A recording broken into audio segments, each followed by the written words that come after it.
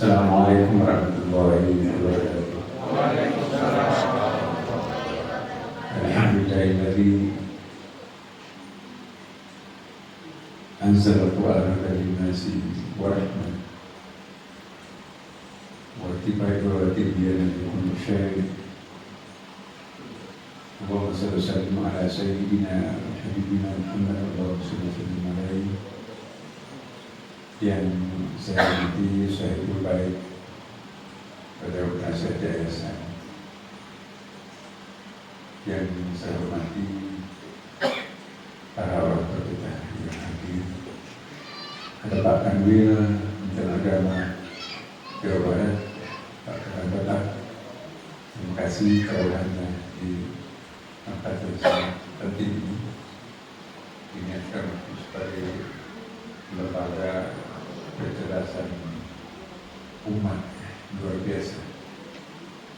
Banyak orang dikaruniai kekayaan, tapi tidak ada pemikirannya untuk memberikan investasi kemanusiaan untuk masa depan bangsa.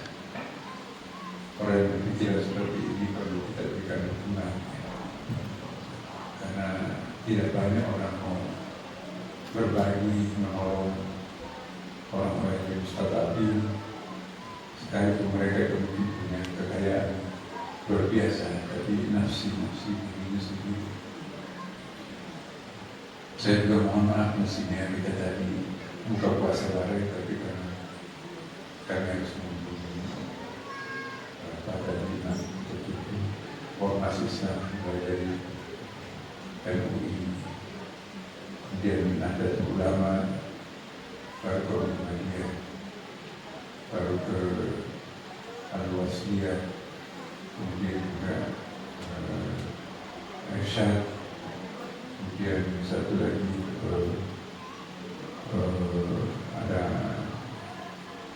dua lagi ya tadi. Alhamdulillah terakhir tadi di Al-Irsyad macet, jadi mesinnya tuntas dari 3, tapi Jakarta nggak tahu efeknya banjir dan macam-macam. Pakai patwal juga nggak mempan, nggak bisa goyang. Akhirnya habis waktu di jalan, terutama sore-sore sesudah asar tadi.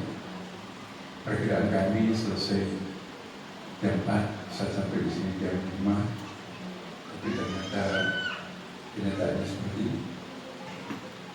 Nah, hari ini kita berjumpa di pertemuan yang sangat bagus ini. Terima kasih atas undangannya dan kesabaran yang menunggu. Saya ingin berbagi dengan bagaimana caranya kita supaya doanya makbul. Kita kan sering berdoa, tapi terlalu sedikit doa kita dijawab. Pasti ada yang salah manakala doa kita tidak dijawab oleh Subhanahu wa Ta'ala. Apa yang dimaksud dengan doa? Doa ialah permohonan seseorang dan yang statusnya rendah kepada pihak yang statusnya mulia. Itu namanya doa yad'u, memohon. Anak meminta uang kepada bapaknya, ibunya, memohon. Bapak ibu memerintahkan sesuatu kepada anaknya, itu bahasa Arabnya amr, perintah, instruction. Kalau bapaknya meminta ke samping saudara, teman kelas, itu namanya iltimas. Ada akhlaknya. Akhlaknya berdoa itu tentu beda dengan akhlaknya kalau kita sebagai memberikan perintah. Ya. Dan ada juga etikanya tersendiri kalau kita memohon kepada teman-teman kita sendiri. Jadi ada amar, ada doa, ada iltimas. Nah, kadang-kadang kita tidak sadar niatnya kita berdoa, tapi menempatkan diri kita sebagai Tuhan dan Allah sebagai pelayan. Saking asyiknya berdoa, semua hal-hal yang tidak pengen itu juga diminta kepada Allah. Lama-kelamaan nanti ya Allah siapkan aku makanan sahur, siapkan aku di meja makan. Kan berdoa. Jadi itu bukan lagi doa, itu memerintah. Hal-hal yang sangat kecil pun juga diminta kepada Allah. Itu bukan begitu maksudnya doa itu. Itu namanya menyuruh Allah, bukan berdoa kepada Allah. Ya. Ada caranya berdoa. Kalau kita tidak diterima doanya, pasti ada masalah. Tata caranya berdoa itu sendiri. Ya. Ada perintah Allah, ud'uni astajib lakum. Berdoalah niscaya kami akan memenuhi permintaannya. Itu perintah Allah. Ya. Jadi kalau kita tidak diterima doanya setelah berdoa, introspeksi diri kita, apa yang salah. Bagaimana caranya berdoa menurut Imam Al-Ghazali dalam kitab Ihya Ulumuddin? Itu sedikitnya ada 16 tata caranya. Tergantung doa kita seperti apa. Kalau ada hajat yang sangat besar, melampaui kebutuhan biasa, sangat penting. Kalau tidak mendapatkan pertolongan kali ini, pokoknya kita akan menderita. Contohnya, anak kita mau ujian, ya, mau masuk di ujian perguruan tinggi, saingannya puluhan ribu, yang diterima itu cuma mungkin 200. Kalau anak kita tidak diterima, ya, terpaksa cari sekolah swasta mahal, mempunyai betul-betul terjamin. Tapi kalau itu diterima, Masya Allah, alhamdulillah banget itu. Nah, pada saat seperti ini kita butuh doa khusus. Atau ada musibah besar yang kita hadapi, kita ingin sekali agar fitnah ini tidak menyebar. Maka itu juga kita memohon dengan cara-cara yang luar biasa. Tidak ada hajat yang luar biasa yang kita butuhkan, ada problem yang luar biasa yang kita akan hindari. Ya. Nah, inilah yang kita harus carikan bentuk. Dalam keadaan seperti ini ada beberapa tata cara yang diperkenalkan Imam Al-Ghazali. Ihya Ulumuddin situ ada. Yang pertama adalah tidak mungkin diterima doa kita kalau kita bergeliman dosa, berlumuran dosa. Maka itu kita mandi taubat dulu. Mandi taubat itu seperti mandi semua anggota badan, dibasuh dengan air. Nawaitul ghusla li hadasil asghari wal akbar, baik atau saya niat mandi taubat karena Allah. Nah, setelah mandi taubat itu tentu kita berwudu, karena mandi tidak bisa menjadi pengganti wudu. Tidak sesalatnya kalau hanya modalnya mandi tanpa berwudu. Jadi mandi, kemudian berwudu, lalu kita salat 2 rakaat, salat hajat. Tentu syaratnya salat itu menutup aurat, ya. Dengan menutup aurat yang halal, ya, bukan hasil nyolong. Ya. Jadi pada waktu kita sedang salat, Bapak Ibu, misalnya bulan Ramadan ada bulan ibadah, beli sarung khusus dari kainnya itu sendiri, beli baju koko dengan uang halalnya sendiri, beli mukena halal, uang pribadi kita sendiri. Pergi itu ke pasar, jangan menggunakan mukena pemberian orang lain. Biasakan itu ada hadiah lebaran, ya. Ada hadiah lebaran mukena Musa Al-Quran. Dari mana? Dari kanan, borong. Pantas dia ini memenangkan teaternya. Jadi ada niatnya nyogok di sini. Ada uang korupsi, itu pasti dia bagi-bagi kita. Kalau kita tidak yakin pakaian ini halal, jangan dipakai beribadah, jangan dipakai berdoa. Nggak bisa terangkat ke langit. Ya. Kemudian sesudah jadi yang pertama mandi taubat, wudu, menutup aurat, mencari arah kiblat, sholat menghadap kiblat, 2 rakaat sholat. Kemudian sesudah itu dalam sujud terakhir pada saat sholat hajat itu, sesudah membaca subhanallah ini, berdoa di situ. Berdoa dalam sujud itu cepat bawaannya ke langit. Itu tidak usah pakai suara. Jadi dalam hati aja, ya Allah, suami saya ada yang mau di PHK. Semoga bukan suami saya. Ya. Kalau di PHK bagaimana nasibnya? Mohon kepada Allah di sujud terakhirnya. Baru bangkit kembali. Assalamualaikum. Assalamualaikum. Sesudah itu kita membaca istighfar minimum 3 kali. Kalau boleh lebih bagus 100 kali. Astagfirullahaladzim, astagfirullahaladzim. Sesudah itu baru kita mengangkat kedua tangan. Hadisnya Sayyidatina Aisyah radhiyallahu anha, kalau Nabi berdoa itu ketiaknya kelihatan. Mengangkat tangannya dulu. Jangan malas ya.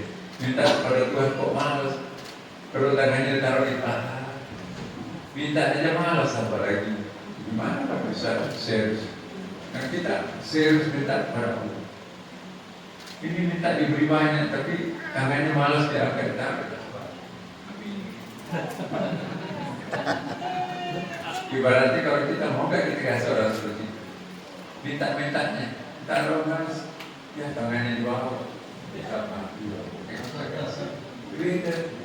Jadi kalau tangan kita diangkat tinggi-tinggi, setelah itu apa yang kita baca?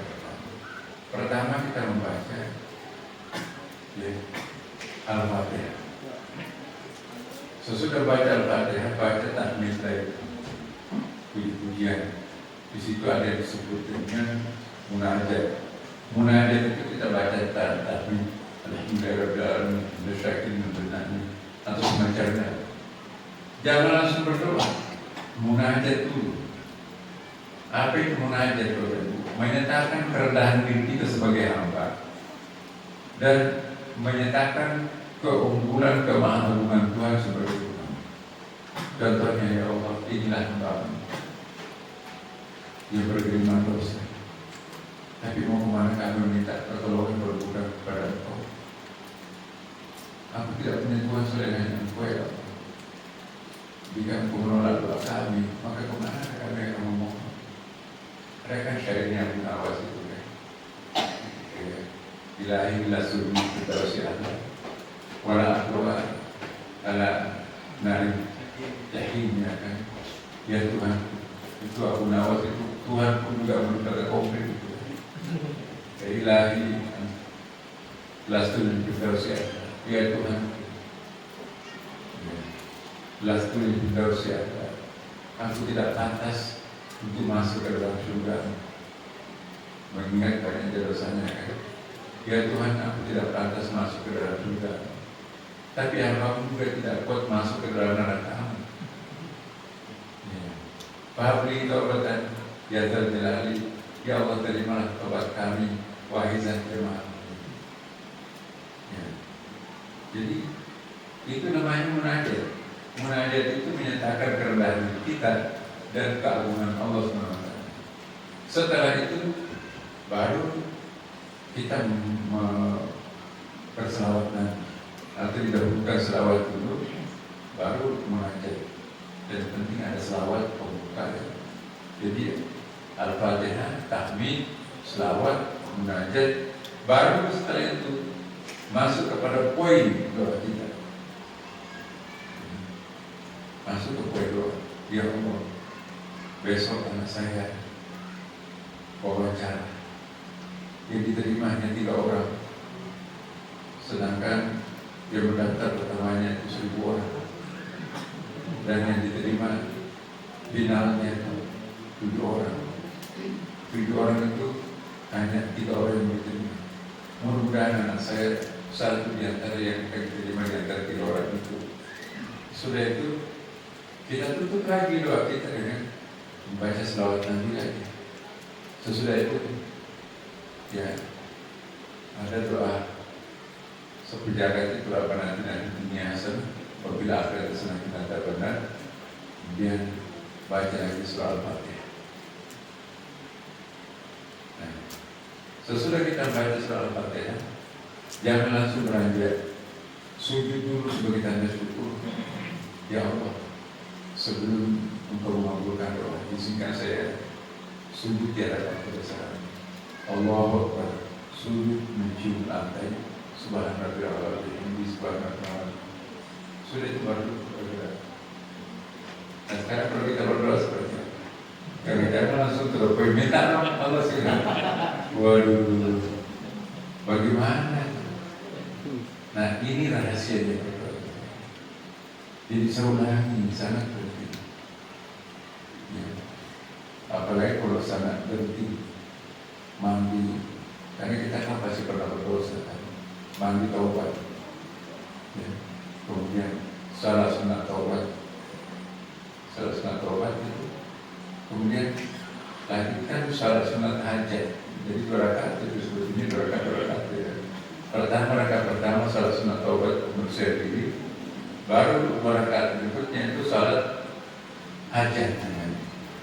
Sesudah salat hajat itu angkat kedua tangannya, kemudian baca Al-Fatihah, ya, kemudian baca selawat Nabi, kemudian lakukan munajat. Setelah itu baru minta kepada Allah seperti apa yang kita minta. Kemudian tahu nanti dunia hasan, lalu kita tutup dengan selawat, baru terakhir adalah Al-Fatihah. Ghairil maghdubi alaihim waladdallin, amin. Ya, tutup mukanya dengan kedua telapak tangan. Amin.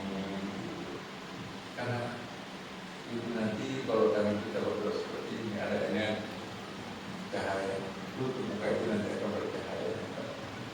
Jadi kalau harus berdoa, itu nanti akan memberikan cahaya wajah. Nah, doa ada 3 macam berdoa. Mana yang paling kuat? Nah, ini kita juga sepakat. Doa yang pertama disebut dengan doa bilisanil maqal. Doa yang dipanjatkan dalam bentuk komat-kamitnya mulut meminta. Hafal doa itu. Doa-doa Nabi dihafal, doa-doa dari Allah dihafal. Doa yang diajarkan mursyidnya, guru-gurunya, ustadznya dihafal semua. Doa yang doa murah rezeki dan seterusnya dibaca. Itu gak apa-apa. Dibaca. Tapi itu namanya doa bilisanil maqal. Tetapi ada doa yang lebih kuat daripada doa bilisanil maqal, yaitu doa bilisanil hal. Doa yang dipanjatkan dalam bentuk ungkapan batin. Jeritan batin ini lebih ampuh daripada komat-kamitnya mulut berucap. Tidak perlu diucapkan dalam bentuk bahasa Arab atau bahasa Indonesia. Ya, pemailin min qawlin ila al-ghairati. Belum sampai terucapkan ke dalam mulut, malaikat sudah tahu oh ini bacaannya, ini maksudnya apa. Apalagi Allah kan? Itu dia. Jadi kalau kita ingin betul-betul doanya itu terangkat ke langit, jeritan batin ini yang lebih kuat. Maka tangan ya Allah, saya nggak tahu bahasanya apa, tetapi hamba dalam keadaan terjebak baca ini. Ya Allah, hamba suami saya di PHK, ibu saya di kampung sakit keras butuh pengusaha obat. Kontrak pemakaman itu berakhir. Besok anak saya SPP-nya harus dibayar. Sementara tabungan kami sudah habis. Ya Allah, tidak tempat kami untuk memohon seperti ini. Aku tidak punya apapun, tidak punya siapapun yang bisa menolong. Satu-satunya harapan kami hanya Engkau. Itu yang dibukakan dalam batin kita. Mau mengangkat kedua tangan atau mau sujud sambil berdoa. Jeritan batin itu yang disebut dengan ad-du'a bilisanil hal. Diungkapkan oleh Ibnu Arabi, ad-du'a bilisanil hal afsahu min ad-du'a bilisanil maqal. Doa yang dipanjatkan dalam bentuk jeritan batin itu lebih kencang naik ke langit daripada doa yang fasih dihafal-hafal di mulut tapi hatinya entah kemana. Tapi ada yang paling mujarab, ada yang paling inti dan yang paling puncak doa. Itulah disebut dengan doa bilisanil istidad. Doa yang dipanjatkan dalam bentuk istidad. Istidad itu artinya kepasrahan puncak.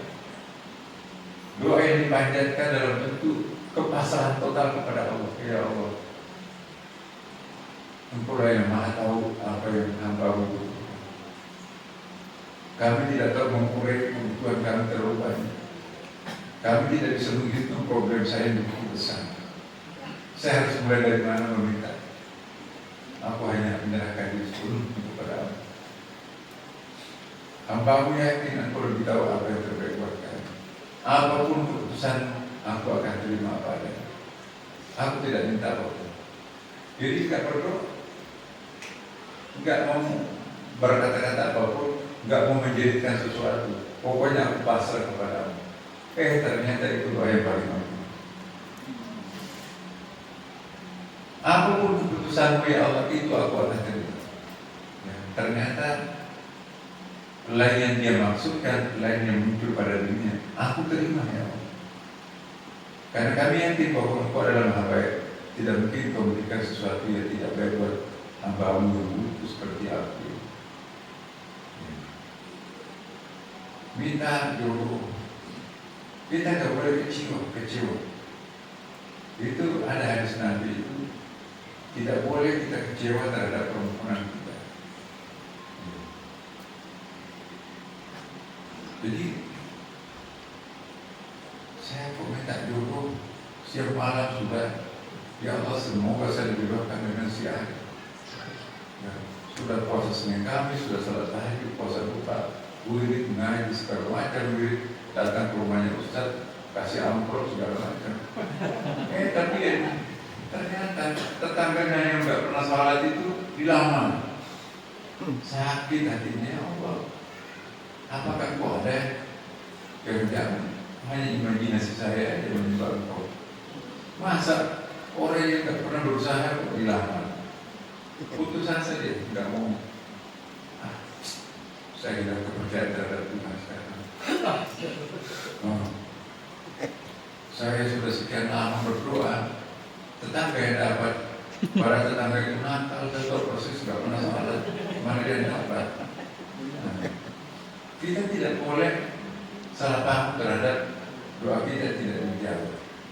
Banyak sekali buktinya. Begitu dalam keadaan perusahaan seperti itu, tiba-tiba tetangganya itu lama. Kok kenapa Mbak? Kenapa pulang tuh? Kok hidungnya bengkok? Ya bengkak-bengkak habis KDRT ternyata. Masya Allah, mobil Mercy dipinjam, malah justru dizalimi oleh suaminya, bahkan disewakan kepada teman-teman. Ya Allah, alhamdulillah bentuknya aku tidak terima doanya. Nah, jadi kadang-kadang seperti itu kan. Asal takrahusyai'an wa khairul lakum, boleh jadi menurut kita itu adalah enggak bagus, tapi di mata Allah itu baik. Dan puasa itu buset, wa khairul lakum boleh jadi menurut kita itu baik, tapi di mata Allah itu enggak bagus. Nah, ini perlu kita pahami bahwa berdoa itu bagus sekali. Harus ada kearifan kita dalam berdoa. Manakala doa kita tidak dijawab, jangan langsung salah paham terhadap Tuhan. Karena ada dua sifatnya doa itu. Kalau doa itu didikte oleh hawa nafsu, biasanya itu nggak berkah. Nah, mari kita introspeksi. Doa kita itu apakah didikte oleh sebuah keinginan luhur, sebuah kebutuhan kita, atau jangan-jangan kita didikte oleh hawa nafsu. Beda antara didikte oleh keinginan luhur Ya Allah, kalau saya sakit keras, mohon disembuhkan. Itu keinginan dulu itu. Ya. Ya Allah, aku ingin sekali mobil mewah. Aku juga ingin rumah besar. Jadi itu ya. Jika Allah tidak menerima doa kita, itu ada dua kemungkinan. Boleh jadi Allah menolak doa kita itu karena Allah ingin kita naik ke atas. Allah tidak ingin apa yang kita minta diturunkan dari langit ke bumi. Lalu kita nanti pada saatnya tidak naik ke atas. Kira-kira mana yang kita pilih? Doa kita dikabulkan. Ambil nih.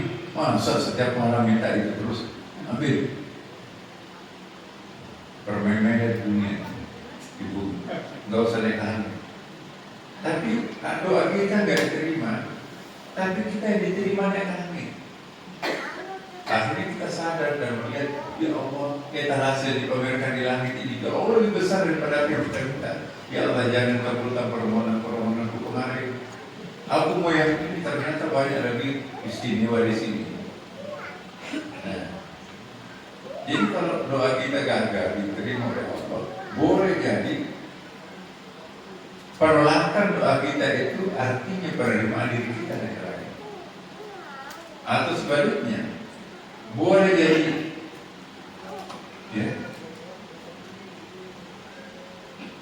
pemberian doa itu kepada kita, pengabulan doa kita, berarti kita nggak boleh naik langit. Masa itu saja seperti sedang memaksa Tuhan, maunya itu nggak ada alternatif lain. Nah, amin. Nah, kalau Allah berikan tidak dapat rela, itu nggak berkat. Jadi kita jangan sampai memaksa Tuhan. Baru kita sudah berdoa, tapi nggak dikabulkan oleh Allah, jangan salah paham pada Tuhan. Karena Tuhan itu kan seperti ibu. Coba ibu sedang cuci piring di wastafel, anaknya bayinya itu merangkak-rangkak. Ketika ibu cuci piring, ada di situ pisau tajam yang mengkilat, ya kan? Anaknya tuh nangis, minta pisau itu kan mengkilat tuh mau dikamarin. Ya, sampai anaknya keringatan itu nangis minta pisau tajam itu, tapi ibunya tetap nyanyi dangdut sambil cuci piring. Mau nggak kasih pisau itu kepada anak? Mau nggak? Enggak. Pasti robek perutnya, robek mulutnya, tangannya kan. Tuhan juga seperti itu. Nah ini hambaku kok minta ini nggak bagus buat kamu. Minta mobil mewah. Nanti kalau kamu dapat mobil itu, kamu udah datang ke masjid, pergi jalan-jalan dulu. Akhirnya kamu jauh dengan aku. Makin jauh dengan aku, itu makin pengap, sumpah hatimu, gak ada kebahagiaan, gak ada berkah. Ya. Jadi penolakan doa kita itu jangan langsung kita frustasi. Sebab boleh jadi kita yang mau diterima Allah naik ke langit, bukan benda langit jatuh ke bumi untuk menghibur kita, tapi kita lupa naik ke langit. Padahal perjuangan kita adalah untuk naik ke langit. Kita itu kan makhluk surga dibikin di langit, dan kita akan kembali kepada asalnya, kan inna lillahi wa inna ilaihi raji'un. Nah, itu rahasia. Kalau diterima doa kita, syukur. Tapi hati-hati. Kalau ada hasil doa yang dikabulkan, ada pengabulan doa kita, lantas pengabulan doa itu membuat kita berjarak dengan Tuhan, itu pertanda doa itu tidak rela Allah memberikan doa itu. Ya, contohnya, kita ingin dapat pekerjaan, akhirnya diterima masuk pekerjaan. Semenjak dia bekerja di tempat itu tidak pernah salat lagi. Buahnya terlalu banyak. Dulu ketika dia paceklik menderita, salat karena ingin minta macam-macam pada Tuhan. Nah sekarang gajinya tinggi-tinggi, yang kebutuhannya terpenuhi semua, lupa berdoa kepada Tuhan. Seorang dia nggak butuh Tuhan, aku sudah terpenuhi kok. Diperlukan Tuhan pada saat kita dalam keadaan paceklik, tapi begitu kemewahan dia nggak ingat Tuhan. Itu tanda bahwa doa kita itu pengabulannya nggak berkah. Tapi kalau ada pengabulan doa, bertambah dekat kita kepada Allah, bersyukur, kita keluarkan zakatnya, infaknya, sedekahnya, hibahnya, wasiatnya, ya, itu artinya bahwa doa itu berkah. Nah, ini mari kita pahami betul doa itu, jangan sampai nanti kita tidak ada memahami doa, akhirnya kita salah paham terus kepada Tuhan. Jadi boleh jadi pengabulan doa itu, tapi Tuhan menolak kita naik ke langit. Boleh jadi penolakan doa kita, Allah ingin kita naik ke atas. Mana yang kita pilih? Berlangit turun ke bawah, atau kita naik ke langit? Lebih mahal kita naik ke langit kan? Etalase yang dipamerkan di langit jauh lebih dahsyat kebaikannya dibanding pondok indah dengan segala isinya kan? Berdebasi, situ gak ada yang basi. Doa misalnya istilah ini, ya Allah, saya tidak mau berdoa karena aku lebih tahu apa yang aku inginkan. Aku hanya dekat lengket dengan Tuhan. Itu enggak salah satu bentuk doa. Jadi doa itu bukan berarti meminta kepada Allah ABCD, menyerahkan diri sepenuhnya kepada Allah. Lalu kita mengatakan terserah engkau ya Allah, apapun yang kuberikan kepada aku rela menerimanya, dan itu pasti yang terbaik buatku. Itu doa. Justru tidak mungkin Tuhan akan menelantarkan kekasihnya sepasrah itu. Makin pasrah seseorang kepada Tuhannya, makin proaktif Tuhan. Maka itu ada pasrah itu ada 3 macam kan. Ada pasrah dalam pengertian tawakal. Apa yang dimaksud tawakal kata Nabi? Berkeringat, berikhtiar, baru tawakal kepada Tuhan. Ada sahabat Nabi dari kampung. Nabi bertanya, sahabat, kamu parkir di mana? Oh, saya sudah tawakal, saya lepas. Ini kan saya ke rumahnya Nabi, kan tidak mungkin. Nabi itu kan kekasihnya Allah. Oh, enggak begitu namanya tawakal, Mas. Tawakal itu tambahkan untanya di sebuah pohon, baru tawakal kepada Allah. Sama. Mana motornya? Udah sampai pergi jalan depan sana. Mana? Saya kan mau ke masjid. Masjid itu kan rumah Allah, tidak mungkin Allah akan membuat motor saya hilang. Habis dimakan maling. Ya. Jadi tawakal itu kunci dulu, bayar pakai parkirnya, baru tawakal ya Allah. Saya sudah pergi leher, saya sudah bayar uang parkirnya, saya mohon mudah-mudahan motor saya diamankan. Nah itu namanya tawakal, bahasa tawakal. Jadi kita proaktif, maka Allah juga proaktif untuk mengatur. Tapi ada tawakal, ada pasrahan lebih dalam daripada tawakal, itu yang disebut dengan taslim. Taslim itu energi kita keluarkan sedikit, tapi balasan Tuhan proaktif luar biasa. Contohnya taslim itu bayi. Bayi itu cukup mengingatkan itu berlarian tuh. Ya, babysitternya, bapaknya, ibunya, kakeknya, neneknya. Ada apa? Mungkin digigit nyamuk. Jangan-jangan ada binatang situ. Kenapa? Jadi sekali mengingat berlomba-lomba orang tuh menolong dia kan. Kenapa? Karena kedekatan dirinya, kepasrahan dirinya sangat kuat. Bayi itu kan gak ada dosanya kan. Orang yang tidak punya dosa lalu berteriak kepada Tuhannya, maka itulah yang memudah proaktifnya.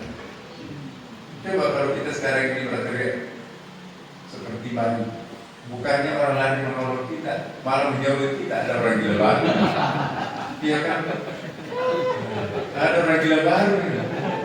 Bukannya mendekati kita. Tapi kalau bayi yang berteriak seperti itu, berlari orang mendorong.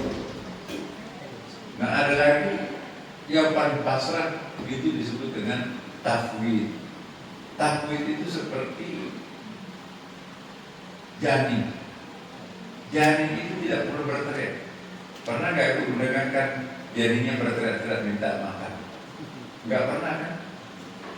Nggak ada. Janin itu cukup berkeinginan untuk makan atau kalau mau minum, itu otomatis hari-harinya itu mensuplai nutrisi anaknya. Maka itu rahim ibu itu disebut miniatur surga.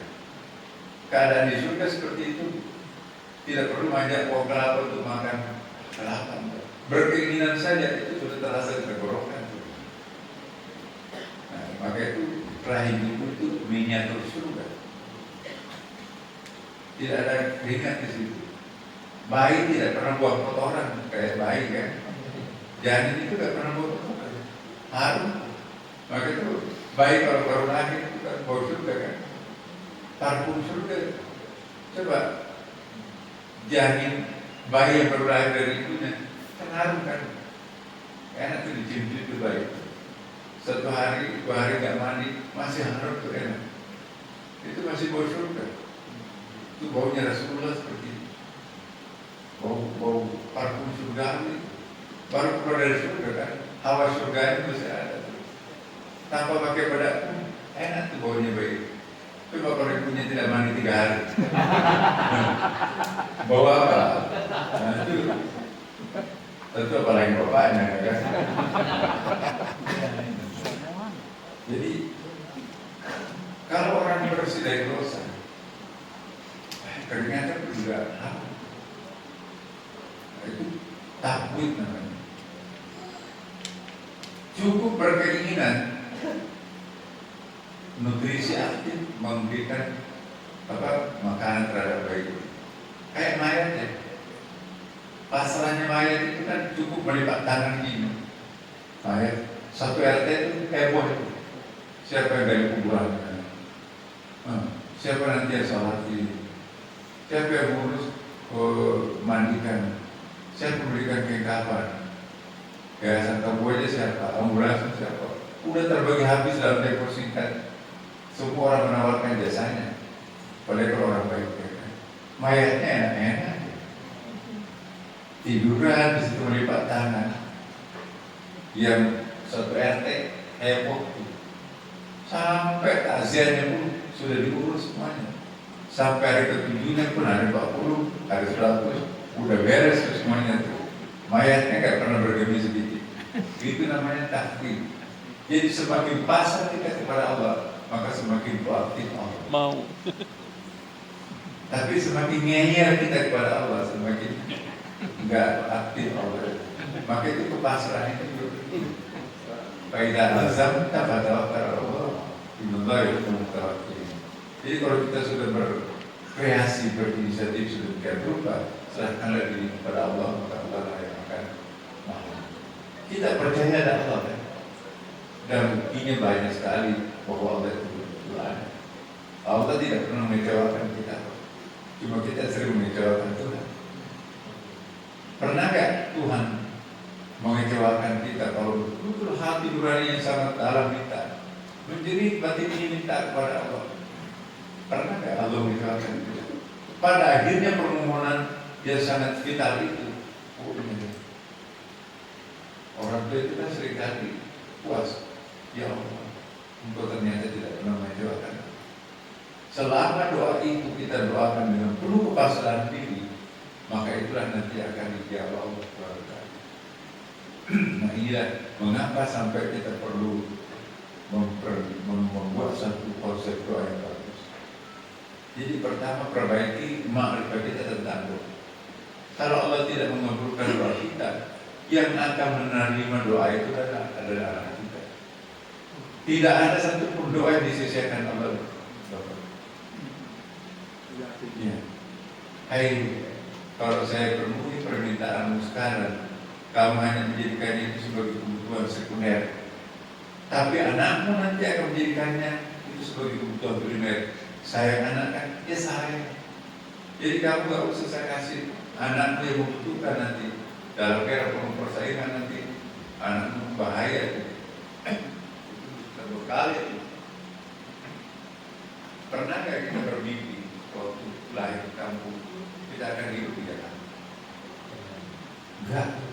Jangan-jangan itu karena doa orang tua kita dulu. Dia sih tidak mengucapkan, ya Allah semoga anakku nanti hidup mewah di Jakarta. Ya Allah berikan yang terbaik terhadap anakku, berikan yang terbaik masuk sini. Nah, yang terbaik adalah anaknya tinggal di Jakarta. Di kampung itu nggak ada hiburan, nggak ada komunikasi, jaringannya susah dan seterusnya. Ya, cepat tua, keriput, hitung, nggak ada hiburan, jalanannya becek, jembatan putus dan sebagainya.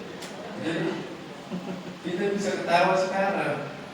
Itu karena doanya orang tua kita ada keadaan. Ya. Memang doanya tidak persis seperti itu, tapi dia tahu kan, tahu oh ini maksudnya dikonversi. Jadi jangan malas berdoa, kan kalau bukan Tuhan memberikan kita langsung, itu nanti doa itu akan turun kepada anak-anak kita. Jangan-jangan apa yang kita rasakan sekarang itu adalah doanya orang tua kita. Maka itu rajin menziarahi makam orang tua, ziarahi kakeknya, neneknya. Siapa tahu doanya itu kita pakai untuk menjadi pejabat, menjadi pengurus, menjadi apapun. Siapa yang rajin mendoakan orang matinya, itu juga nanti kalau akan rajin didoakan oleh orang itu. Nah, ini sedikit tentang doa-doa sekali. Mari kita perbaiki makna kita tentang doa. Pada uni astagfirullah. Nah, sekarang terakhir ada dua kategori dalam Al-Quran itu disebutkan udah uni astagfirullah. Berdoa niscaya akan kabulkan. Orang awam yang diutamakan itu adalah pengabulan doa. Tapi orang khawas yang diutamakan itu adalah perbuatan doa. Nah sekarang mari kita uji diri kita. Mana yang lebih penting? Berdoa atau pengabulan doa?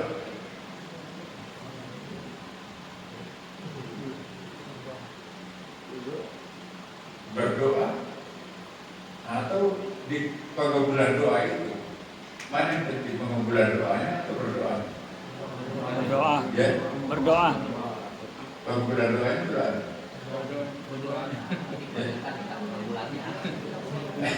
Siapa yang memilih berdoanya? Siapa yang memilih pengabulan doanya? Jadi mana yang lebih penting, pengabulan doanya atau perbuatan berdoanya? Orang yang beriman lebih memilih perbuatan doa. Karena ada hadis Nabi, doa mukhul ibadah. Doa itu puncaknya ibadah. Puncaknya seluruh ibadah. Karena salat itu intinya doa itu, intinya ibadah itu adalah salat. Mukhul itu induknya. Panglimanya semua ibadah itu adalah doa. Nah kalau kita berdoa berarti melipatkan kita naik ke atas, bisa berjumpa dengan Tuhan, bisa bersahabat dengan Allah di langit, dan bisa kita meninggalkan dunia keringan bumi dan kita naik ke atas ke keagungan langit. Itu perbuatan doa. Kalau orang sadar lebih arif, maka dia akan lebih mengutamakan berdoa ketimbang pengabulan doa. Sehingga ada orang mengatakan, Rabi Adawi itu kan, ya Allah, kalau saya beribadah kepada karena yang masuk surga, yang masukkan aku ke surga. Kalau saya berdoa karena takut masuk neraka, masukkan aku ke neraka. Aku berdoa karena aku ini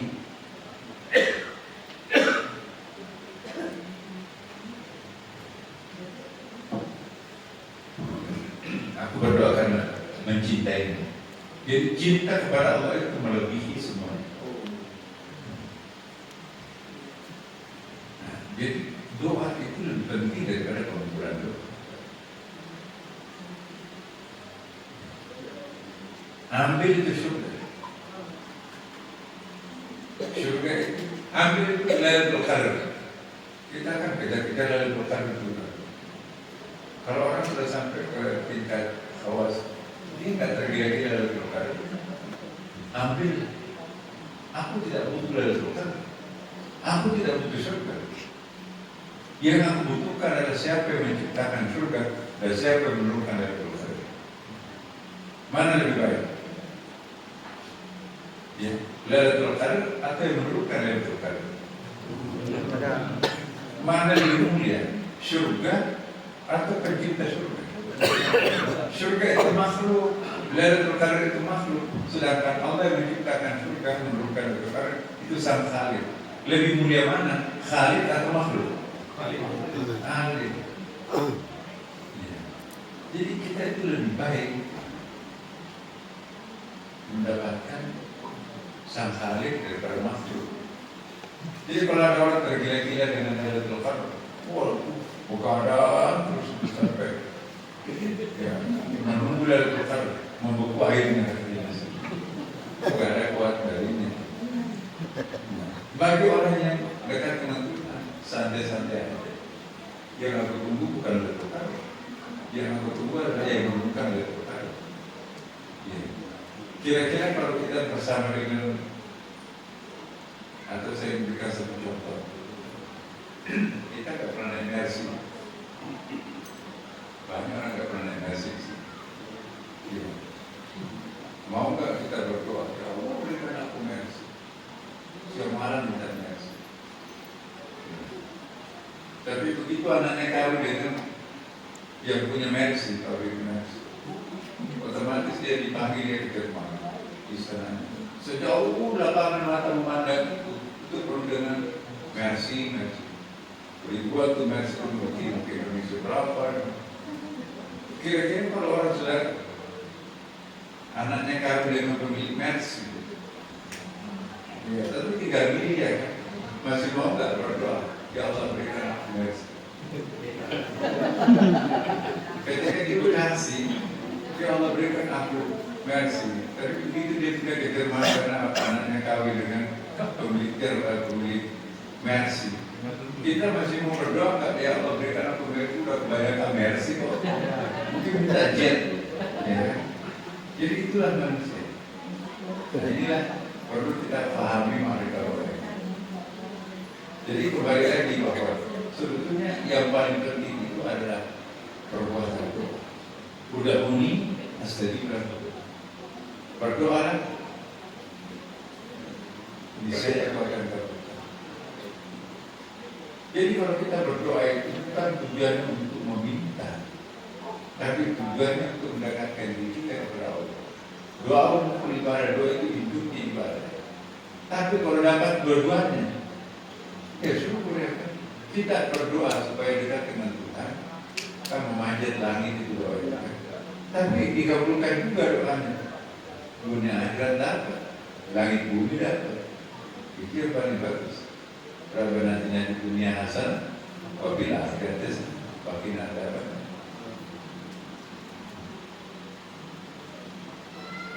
Jadi kalau kita memahami konsep doa, kita tidak pernah kecewa kepada Tuhan. Kenapa doa aku tidak diterima? Berarti anak saya nanti yang membutuhkan doa itu. Ya, selesaikan. Semua kita cinta anak. Begitu kita dikabulkan doanya, tidak mampu ya. Jangan-jangan ini nanti adalah hijab baru buat aku. Aku harus lebih dekat dengan Tuhan. Dan kapan hasil doa itu membuat aku berjarak dengan Tuhan, berarti ini tanda-tanda rezeki ini gak ada. Jadi begitu dapat harta, ada pembangunan masjid, kita ada bantuan, ini ambil. Ya Allah, kalau perlu, apapun saya akan berikan semuanya kepada mereka yang butuh. Itu pertanda rezeki yang halal terima. Tapi kalau pelit kita menyumbang, itu pertanda harta yang tidak berkah.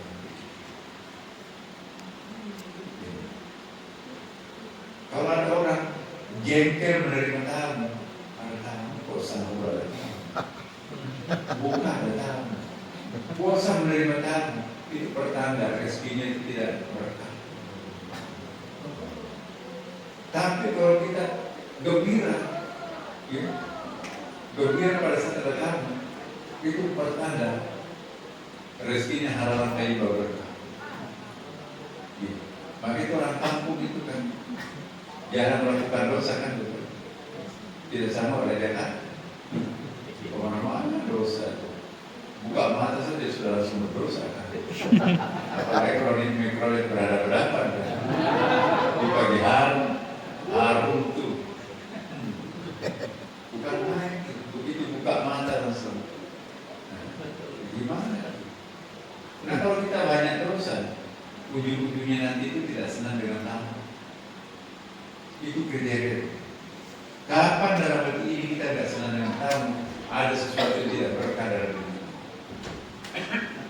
Kapan kita suka dengan tamu, itu alhamdulillah. Coba kita lihat orang kampung. Senang sekali kalau ada tamu kan. Saya itu selalu pulang kampung. Nah, di perut bermain gimana satu tahun ayam. Ayam. Kita tiap hari makan ayam di Jakarta kan. Di kampung kan makan ayam itu berlebaran. Atau nanti ada acara-acara kan. Lalu itu ayam itu dijual. Nah, saya potongkan ayam rumah yang baru. Bagi kita Raja Kata potong ayam yang tiap hari potong ayam.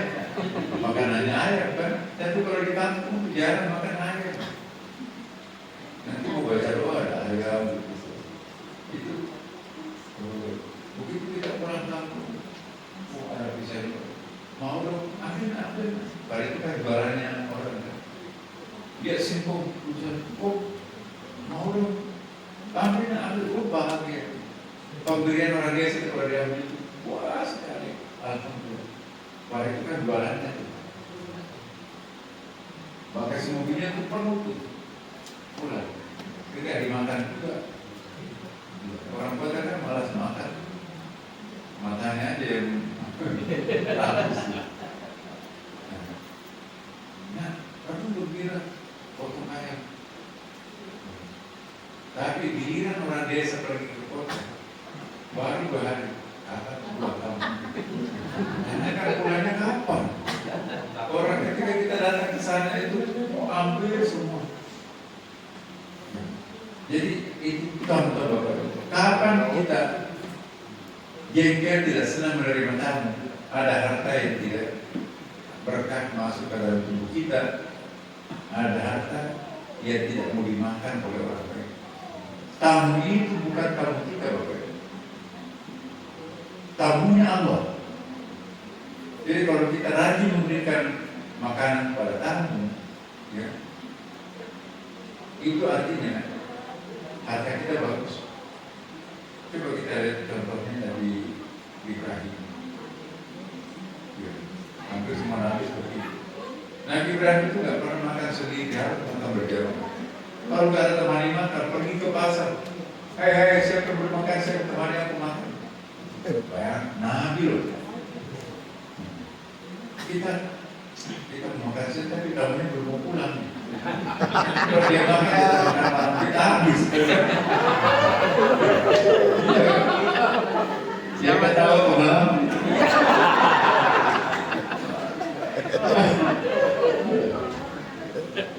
Jadi sudah saatnya kita makan siang, kok tamunya belum mau pulang. Dia sekalian makan.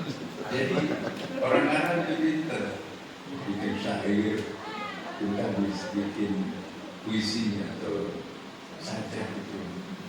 Saya ingat itu. Kalau orang Arab itu bertamu, tapi bermainnya itu pelit-pelit, dia bersyair ini. Ja'altu qawli syarhan li hali. Aku menjadikan ucapanku sebagai maksud daripada keadaanku. Ja'altu qawli syarhan li hali. Fakhdhu bil lamani yashrah haluka. Buanglah kedua dua lamnya, maka itulah maksudku. Judul qawli.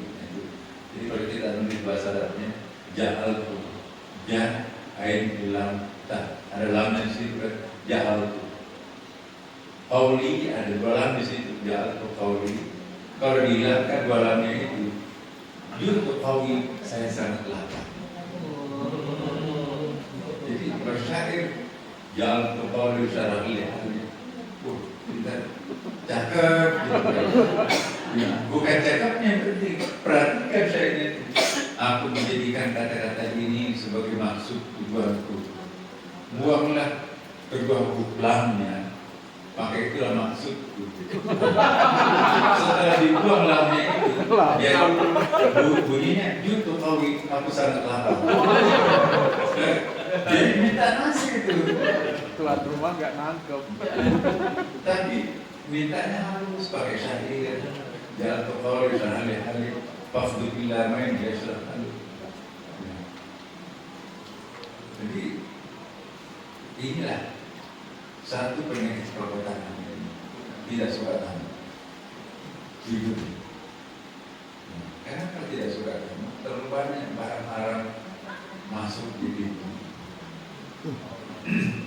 Tapi kalau rajin kita menerima tamu, alhamdulillah, yang ada tamu datang, dia masuk tuh, ya, pokoknya kamu nggak boleh pulang sebelum makan. Ya, makan dulu ya baru. Iya boleh. Udah pergi di luar. Pokoknya jatah makan malam-malamnya tidak ambil. Gak apa-apa. Urusannya nanti belakang. Tamu itu bukan tamu kita, tamunya Allah Subhanahu. Siapa yang berani menerima tamu dengan penuh ketulusan keikhlasan, dijamin Allah tidak akan pernah menderita. Ya, dijamin. Kadang-kadang ya, suaminya mau menerima tamu dari kamu, tapi istrinya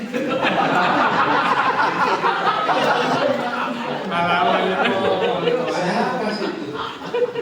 Atau sebaliknya, tamunya juga sangat, istrinya sangat senang, tapi suaminya terus main aja memelihara aku sering mati cari uang. Jadi carilah pasangan kira-kira yang sama-sama mencintai tamu. Jangan pilih oh giliran keluarganya datang diservis. Tapi giliran keluarga suaminya datang nasi basi dikasih. Tapi juga jangan salah paham. Ini ada kesalahan. Kita kan kalau di kampung, nasi goreng itu bukan nasi yang hampir basi itu, digoreng kan? Iya, dipanasin, pokoknya digoreng itu diselamatkan. Tapi kalau di kota, memang sengaja dibikin setengah mata nasi baru digoreng itu nasi itu. Nah, karena orang kampung, saya kalau datang ke rumahnya dikasih nasi basi. Masa nasi goreng dikasih? Padahal nasi goreng di kota itu makanan VIP. Tapi di kampung itu nasi basi. Jadi ini persepsi. Jadi kadang-kadang kita itu harus bijak. Apalagi kalau lain budaya. Istri saya itu, maaf saya cerita, jangan orang yang saya cerita. Lebih saya cerita di sana. Istri saya orang Cirebon. Saya orang Bone. Di kampung saya itu di Bone. Ada danau namanya itu, matahari. Waktu itu banyak ikan di daerah saya. Nanti mau makan itu tutup nasi itu, tuh ke belakang aja. Wah ikan benar-benar itu kena itu. Gak laku kan karena gak ada kendaraan untuk jual ikan gitu. Jadi banyak kali ikan. Pasarnya pasar 55 gitu ya, 5 kali, 1 kali dalam 5 hari. Kalau sudah jam 10 siang, nggak ada yang beli ikan itu dimakan anjing di situ. Begitu banyak ikan. Ikan suka dengan garam itu kan. Jadi kami makan itu lebih banyak ikannya daripada nasinya. Nah, giliran saya dapat istri baru Cirebon. Di sana ternyata tradisinya lain sih katanya. Ya. Satu ikan bandeng itu dimakan satu keluarga. Nah, kita satu bandeng itu satu orang. Katanya pertama di jalan apa apa suami saya kucing atau apa? Masa ikan bandeng satu ekor sendirian gitu.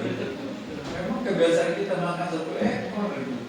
Nasinya sedikit, bukan makan ikan. Nah, ternyata saya pelajari, oh di sini kalau satu bandeng itu satu keluarga. Kita satu bandeng satu orang. Tidak ada yang tidak, memang lain budaya. Lama kelamaan, kita saling memahami. Makanya jangan terus minta cerai atau menceraikan. Kita ada masa adaptasi juga. Nah ini sangat penting. Anak-anak muda kita itu misalnya berlainan suku etnis, ini juga angka perceraian paling banyak itu masa adaptasi. Maka itu perceraian 5 tahun ke atas baru stabil. Di bawah 5 tahun itu jangan terlalu cepat banget. 80% perceraian itu pasangan usia rumah tangga muda 5 tahun ke bawah. Jadi kalau cerai janda muda dan anaknya masih kecil-kecil ya, bahaya. Nah maka itu masyarakat yang seperti Jakarta atau metropolitan Jabodetabek ini perlu kajian, perlu wawasan, perlu pembelajaran keagamaan seperti ini. Karena kalau kita buang uang di pikiran kita, nggak mau pendidikan karakter, maka itu di sini kan pendidikan karakter, pendidikan kearifan itu pendidikan karakter itu. Jangan terlalu cepat marah, jangan terlalu cepat juga bangga bahagia, ya. Karena itu semuanya ada efeknya. Terlalu cepat bahagia bahaya, terlalu cepat emosi marah juga bahaya. Yang kita inginkan untuk dirinya selalu mustaqim, tunjukilah jalan yang lurus. Dan itu bukan jalannya orang fluktuatif, fluktuatif diuji apa kemewahan, mabuk di atas, diuji penderitaan, menjerit di bawah. Jadi menjerit bahagia apa mabuk menjerit gitu. Jadi ibarat tali penyelamatnya itu nggak sampai ke ini sungai kan. Ini talinya diikatkan di situ untuk tali penyelamat ke seberang sungai di sini. Talinya nggak bisa hanya sampai di tengah. Kenapa talinya itu nggak bisa menyelamatkan dirinya? Karena tali ini nggak nyampe ke situ. Karena pakai turun naik talinya. Jadi itu namanya al-mawdu. Al-Dhalin itu talinya nggak nyampe ke ujung penyelamat. Kenapa dipakai siksa? Ya. Tadi itu al-mawdu itu diuji kemewahan, mabuk di atas, diuji penderitaan, menjerit di bawah. Kalau al-Dhalin dia ke Golkar, oh sedangkan yang kaya ke Golkar, datang ke Gerindra, ini kartu saya, wah ini paling Gerindra, tapi datang ke P3 kalau P3 datang ke PAN misalnya, oh ini saya jaketnya biru, oh, jadi kesan kemarin ya, nggak ada pendirian, zigzag. Talinya nggak sampai ke ujung juga. Bahaya kalau al-Dhalin, ya, al-Maktub juga kan. Orangnya di pinggir situ kayak ini, anyut dia di Sungai Bekasi. Kenapa? Tali penyelamatnya nggak sampai. Yang dimaksud dengan Siratal Mustaqim itu luruskan benangnya, talinya sampai ke ujung. Itu penyelamat itu. Kalau talinya dipakai naik ke atas kemudian nggak sampai ke ujung, apalagi dipakai zigzag juga nggak bisa. Jadi bukan salah Tuhan, kita tidak memanfaatkan tali itu secara efisien dan efektif. Maka itu disebut doa kita itu ihdinas siratal mustaqim, tunjukkan kami jalan yang lurus gitu kan. Ghairil maghdub bukan jalannya orang lurus, nanti pelatari yang zigzag. Dua-duanya itu nggak menolong. Siapa menempuh jalan lurus, an'amta alaihim fasai'un nikmah. Nah jadi pendidikan karakter ini mengajak orang untuk memiliki kenikmatan abadi kenikmatan hakikat itu amalnya itu luar biasa. Sama dengan membangun masjid, membahagiakan orang. Maka itu jangan memandang enteng orang yang merintis sebuah pendidikan karakter. Ya, sebab itu mengajak orang untuk masuk surga. Siapa yang mengajak masuk surga, bukan masuk surga dari peroleh diajaknya. Ya. Mari kita berdoa supaya semoga usaha yang dirintis sahabat kita tentang dari sini dan kita juga akan merasakan manfaatnya. Kami juga ya doa al-fatihah. Bismillahirrahmanirrahim. Alhamdulillahirrahmanirrahim. Alhamdulillahirrahmanirrahim. Iyyaka na'budu wa iyyaka nasta'in. Ihdinas siratal mustaqim. Siratal ladzina an'amta 'alaihim ghairil maghdubi 'alaihim waladdallin. Bismillahirrahmanirrahim. Alhamdulillahirabbil alamin. Wasyakirin lana hamdan yuwafi ni'amahu wa yukafi mazidah. Ya Rabbana lakal hamdu kama yanbaghi li jalali karim 'azim sultanik. Allahumma shalli wa sallim. Allahumma salli ala sayyidina habibina wa syafi'ina maulana Muhammad sallallahu alaihi wasallam. Allahumma a'inna ala dzikrika wa syukrika wa husni ibadatika. Allahumma ya muqallibal qulubi thabbit qulubana ala dinika wa la ta'ala. Rabbana ighfir lana dhunubana wa israfana fi amrina wa thabbit aqdamana wa sunna al-qawmi kafirin. Allahumma ati anfusana taqwaha wa zakkiha anta khairu man zakkaha anta waliyuha wa mawlaha. Rabbana ighfir kama rabbana shighara. Rabbana atina fid dunya hasanah wa fil akhirati hasanah wa qina adzabannar. Wa adkhilna jannata ma'al abrar ya rabbal alamin. Wa sallallahu ala sayyidina wa habibina syafi'ina wa maulana Muhammadin sallallahu alaihi wasallam. Subhana rabbika rabbil izzati amma yasifun wa salamun alal mursalin. Walhamdulillahi rabbil alamin. Bismillahirrahmanirrahim. Ar-Rahman Maliki Yawmiddin. Iyyaka na'budu wa iyyaka nasta'in. Shiratal ladzina an'amta 'alaihim ghairil maghdubi 'alaihim waladdallin. Amin ya rabbal alamin. Bapak Ibu sekalian, semoga ada manfaatnya. Mohon maaf. Wallahu a'lam. Wassalamualaikum warahmatullahi wabarakatuh. Waalaikumsalam warahmatullahi wabarakatuh.